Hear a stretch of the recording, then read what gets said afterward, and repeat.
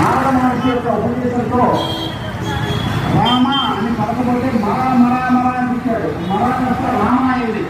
అలా 100 సంవత్సరాలు తపస్సు చేసి పుట్టలు పట్టించినాయి, అయినా కూడా వదలలేదు. అంత పుట్ట పట్టిన తర్వాత ఆయన జ్ఞానం ఉదయించింది.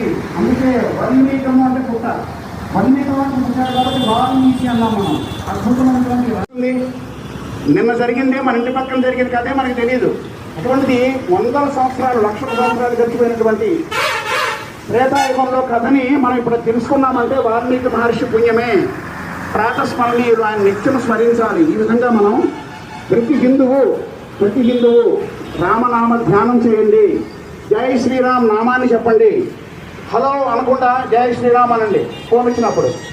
ఇలా చేస్తే మీ జన్మధన్యం, ఆ పేరు విన్నవాడి జన్మధన్యం, మీ జన్మధన్యం అవుతుంది. మనకి అవకాశం ఇచ్చినటువంటి శ్రీ కోదండరామస్వామి వారి దేవస్థానం కమిటీ సభ్యులు అందరికీ కూడా పేరు పేరు నా కృతజ్ఞతలు. ఈనాటి శ్రీరామనవమి పర్వదినాన మనం ఇక్కడ రామ సన్నిధిలో ఉండడం చాలా అదృష్టంగా భావిస్తాం. పిల్లల అదృష్టం, మన అదృష్టంగా భావిస్తున్నాం.